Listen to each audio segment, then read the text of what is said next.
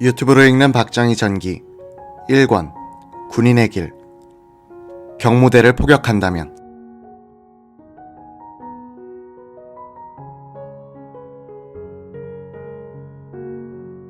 모포에 둘둘 말려 피투성이인 채로 여동생 집으로 엎혀 들어온 박상희는 숨이 붙어 있었다. 여동생 박재희는 당시 오빠가 가슴과 옆구리에 3발을 맞았던 것으로 기억했다. 제가 녹두물을 따려서 떠먹이는데 한 모금 마시고는 곧 숨이 넘어갔습니다. 몇 년 전 작고한 박재희 할머니는 오빠 가족은 피신해서 임종을 못했다고 증언했다. 박상희의 아내 조기분이 유복자 박준홍에게 들려준 이야기는 다르다. 임종을 했고 남편이 숨을 거두면서 내가 왜 죽어 내 뒤는 있을 것이다 라는 마지막 말을 남겼다는 것이다. 조기분은 딸 넷을 낳은 뒤 박준홍을 임신하고 있었다. 친척들 사이에서 대통령감으로 일컬어졌던 박상희가 죽을 때 나이는 42세였다.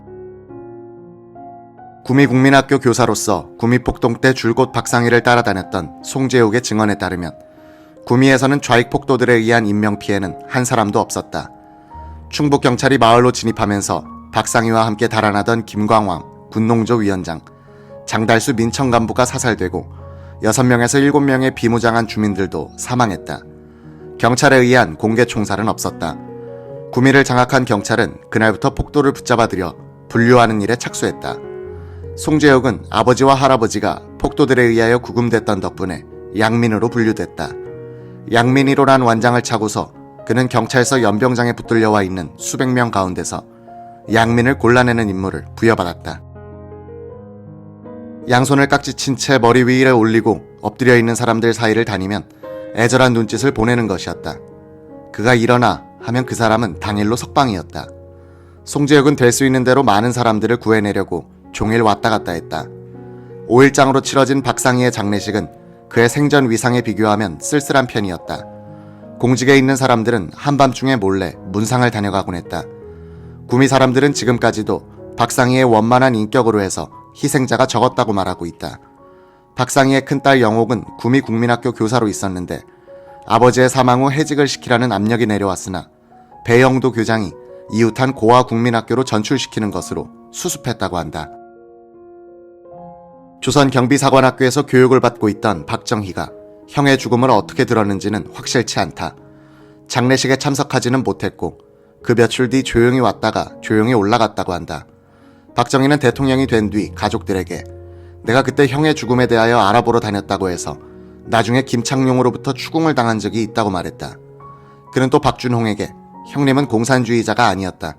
사람이 좋고 여러 사람들이 따르다가 보니까 그 사건에 휩쓸려 든 것이다 고 말하더란 것이다.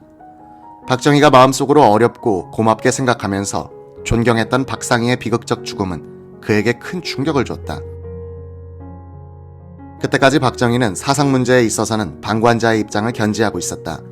여운형의 중도좌파 노선에 대해서 좋은 평가를 하면서도 공산당식 행태에 대해서는 강한 거부감을 가지고 있었다. 형의 죽음은 그러한 박정희를 왼쪽으로 확 밀어버리는 역할을 했다. 박정희는 형의 죽음을 가져온 우익경찰과 그 배후인 미군에 대한 증오심을 품게 됐다. 박정희는 장교가 된 뒤에는 미군들과 부딪히면서 그런 증오심을 직설적으로 표현하게 된다. 그에게는 미군이 일제를 대체한 또 다른 외세에 지나지 않았다. 심정적으로 왼쪽으로 기운 그를 공산당 조직으로 엮어버린 것은 박상희의 친구들과 만주군 출신 좌익 인맥이었다. 박정희의 달라진 모습에 대한 1차적인 증언자는 만주군관학교와 일본 육사의 동기생 이한림이다. 박정희가 생도일 때 이한림 부인은 사관학교의 행정부장이었다. 만주군관 동기생 이병주 부인은 1연대 중대장이었는데 1연대는 경비사관학교 내 주둔했다.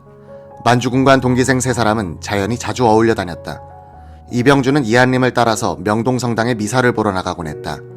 어느 날 이병주가 이한림에게 육사의 숲속을 같이 산책하자고 했다. 함께 걸으면서 이병주는 무신론과 공산주의를 찬양하는 방향으로 대화를 유도해갔다. 그동안 성당에 따라다닌 것은 이한림, 너의 진실을 알기 위해서였다면서 죽은 예수에 대한 제사인 미사가 무슨 의미가 있겠나 라고 말하는 것이었다. 이한림은 우정을 생각하여 듣기만 했다. 박정희가 생도로 들어온 뒤에는 삼자대화에서 이병주와 박정희가 합세하여 이한림을 설득하는 형국이 됐다. 이병주가 말하는 요지는 남한은 부패하고 혼란해 민족 통일을 이룰 수 없고 북한에 오히려 희망이 있다는 것이었다. 10월 어느 날 명동 입구에 있던 제1호텔 다방에서 박정희는 먼저 와 두 사람을 기다리고 있었다. 이한림이 먼저 왔다. 박정희는 이한림이 앉자마자 정치와 사상 문제를 꺼내는 것이었다. 이한림이 시큰둥하게 앉아 있으니 박정희는 이병주 칭찬으로 말머리를 돌렸다. 병주는 지난날 오화에 아몽이 아니야. 이한림은 박정희와 이병주가 작당해 자신을 사상적으로 세뇌시키려 한다고 판단했다. 이 부인은 한마디를 던지고 일어났다. 너희가 사상적으로 서로 대립하는 대화로서 나를 세뇌시키려고 한다면 앞으로 안 만나겠다. 이런 일이 있고 나서도 박정희는 이한림과 자주 만났다. 하루는 두 사람이 남산으로 산책을 가서 중앙청이 내려다 보이는 곳에 이르자 불쑥 입을 열었다. 한림이 이곳에 포를 설치하고 저 경무대 쪽을 포격하면 나폴레옹이 소유진압 사령관으로서 파리를 제압했던 것과 같이 경무대 장악은 문제없겠지. 정희야, 그런 농담하지 마. 너는 농담이 지나칠 때가 있어. 이한림은 박정희의 농담 같은 진담을 막았다.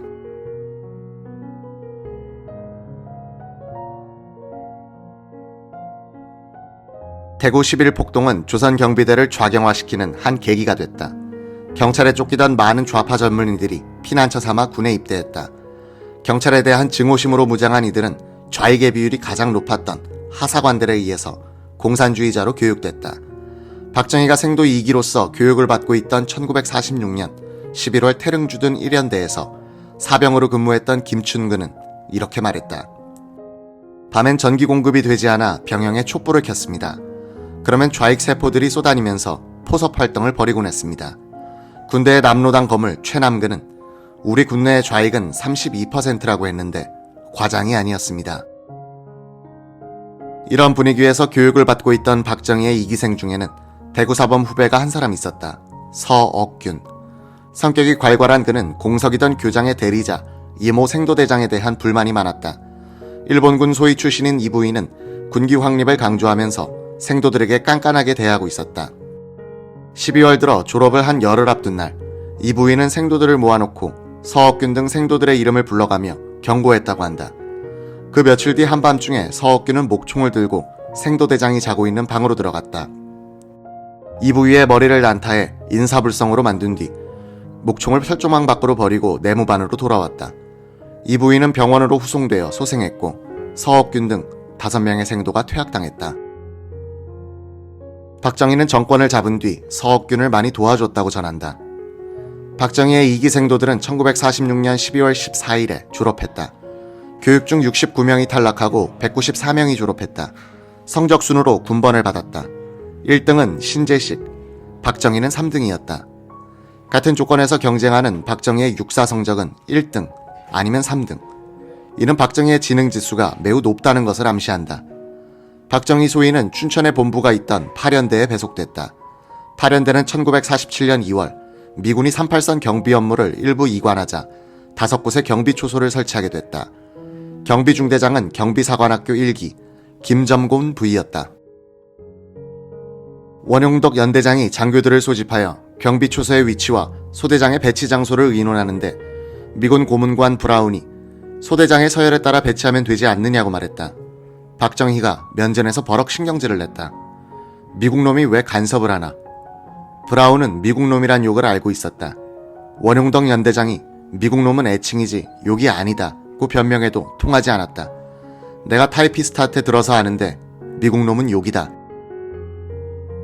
브라운은 박소위의 징계를 요구했으나 원만한 원용덕이 적당히 달랬다. 원용덕이 한 번은 장교들에게 장교들도 이제는 영어를 배워야 한다고 훈시했다. 박정희 소위가 정색을 하고 이것이 미국 군대입니까? 한국 군대입니까? 라고 대들었다.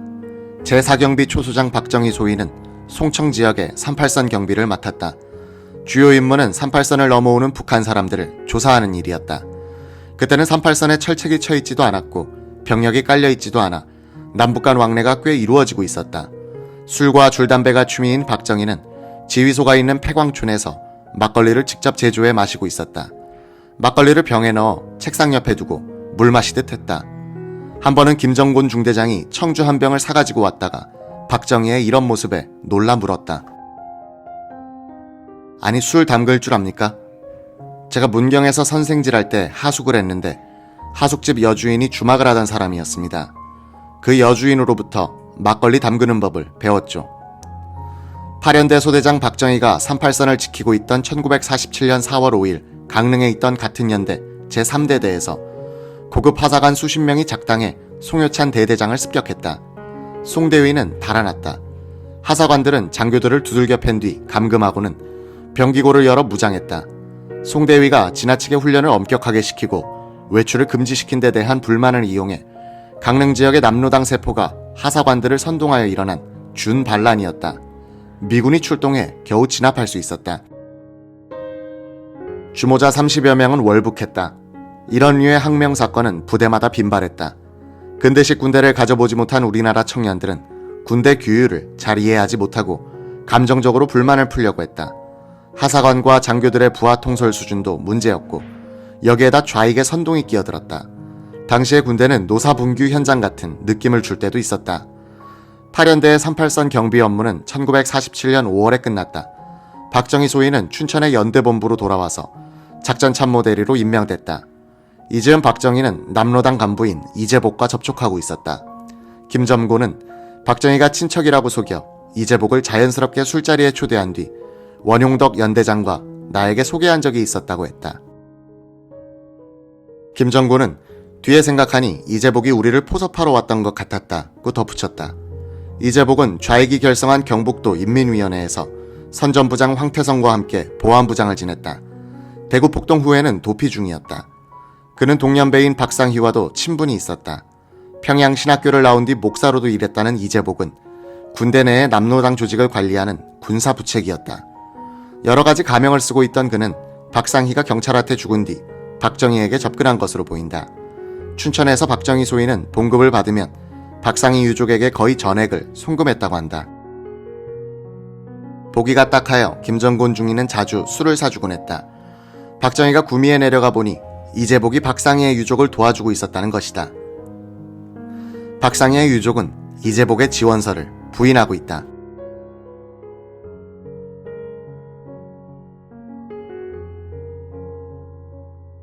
박정희 소위가 춘천에 있던 8연대 본부에서 작전 참모대리로 근무할 때 친하게 지냈던 사람은 김정곤 중이었다. 두 사람은 춘천 시내에 있던 일본식 목욕탕에 가끔 들러 신상 문제를 이야기하곤 했다. 박정희는 본처와 헤어졌다면서 재혼할 뜻을 비치기도 했다. 원용덕 연대장은 박정희를 결혼시키려고 애썼다. 원용덕의 아버지는 목사였는데 원 목사가 철독청 직원의 딸을 소개했다. 원용덕, 김점곤, 박정희가 함께 용산에 있던 철도청 관사에 가서 그 딸과 선을 보았는데 박정희가 퇴짜를 놨다. 김정곤에 따르면 박정희는 여자를 고르는 신미안이 꽤 높았다고 한다. 원 목사는 좋은 처녀를 놓친다고 못내 아쉬워했다. 하도 그러니까 원용덕은 그렇게 아까우시면 아버님께서 장가 드시지요 라고 우스개를 했다. 원용덕은 나중에 박정희의 큰딸 재옥과 한병기의 결혼식에서 주례를 보게 된다. 박정희 소위가 작전참모 대리로서 한 일 가운데 기록으로 남아있는 것은 조선경비대 창설 이후 처음으로 실시한 야외 기동훈련이다. 7월에 박정희는 일주일간 연대 장교단에 대한 특별 교육을 실시했다. 교관이 되어 혼자서 교환을 만들고 소대 전투훈련, 분대 전투훈련, 진중근무, 수류탄 투척 훈련을 시켰다. 그때는 장교들의 다수가 일제시대의 학병, 하사관 출신들이어서 사병들에 대한 교육을 할 수준이 되지 못했다. 만주군 8단에서 작전장교 역할로 실전 경험이 있는 박정희의 능력을 원용덕이 높게 샀던 것이다. 장교단 교육을 마친 8연대는 7월 22일부터 3일간 강릉 후포 사이의 동해안에서 야외 기동훈련에서 모의 전투를 벌였다. 이 연습의 계획서와 평가 보고서는 박정희 소위가 작성했는데 원본이 남아있다. 세밀한 지도 그림과 치밀한 계획서 내용은 읽는 이들로 하여금 경탄하게 만든다. 박정희는 교육 실시 후 소감란에서 장교들의 저지를 개탄하고 있다. 군대 지휘관으로서 치열한 책임감이 결핍함, 매사의 진취, 적극성이 부족함, 울진방면 연습에 있어서 병사는 한 명도 나고자가 없었음에도 장교가 먼저 나고하였다는 것은 병사에 대한 장교의 권위의 실추임에 더함이 없으리라. 야비한 언어, 저급한 취미를 가지고 장교로서의 위신을 훼손한 점이 많은 것을 볼 때 장교단 교육의 부진을 통감하지 않을 수 없음. 건군의 초석이 되겠다는 것을 군인으로서 신앙시할 만큼 투철한 신념이 있느냐 없느냐, 문제는 여기에 귀일할 것임. 박정희 소위는 중위를 거치지 않고 바로 대위로 승진한 뒤 1947년 9월 27일에 조선경비사관학교 중대장으로 옮겼다. 박정희는 10월 23일에 입교한 5기생 때부터 가르치게 된다. 사관학교에 틀이 잡히기 시작한 것이 5기생부터였다. 교육기간도 3개월에서 6개월로 늘었다. 5기는 주로 민간인만을 대상으로 모집한 첫 번째 기였다. 5기생의 약 3분의 2가 월남한 북한 출신 청년들이었다. 나중 5.16 쿠데타 때 박정희에게 핵심적으로 협조한 지휘관들 중에는 박정희 중대장의 인격에 감복했던 5기 제자들이 많았다. 혁명군 지휘소로 쓰였던 육관구 사령부 참모장 김재춘, 서울에 진입한 5사단의 최명신 사당장, 해병여단과 함께 한강을 건넌 공수단장 박치옥, 육군 본부를 장악했던 육군단 포병사령관 문재준이 5기생이었다. 사관학교는 박정희에게 미래에 소용이 될 인맥을 마련하여주는 한편 그를 좌익 조직에 묶어놓는 인맥도 제공했다. 박정희가 5기생을 맡았을 때 사관학교 교장은 김백일 중령, 생도대장은 최창언 소령, 행정처장은 장도영 중령이었다. 박정희는 1중대장, 그 아래 2구대장은 황택림 중위, 2중대장은 강찬선 대위, 그 아래 2구대장은 김학림 대위였다. 박정희를 포함한 이 네 장교는 모두 남로당에 포섭돼 있었다. 이들은 1년 뒤 숙군수사 때 체포되고 박정희만 살아난다. 남로당은 군대 내부에 공산당 세포를 심는 가장 효율적인 방법이 생도들을 가르치는 사관학교 장교들을 포섭하는 것이라고 판단했다.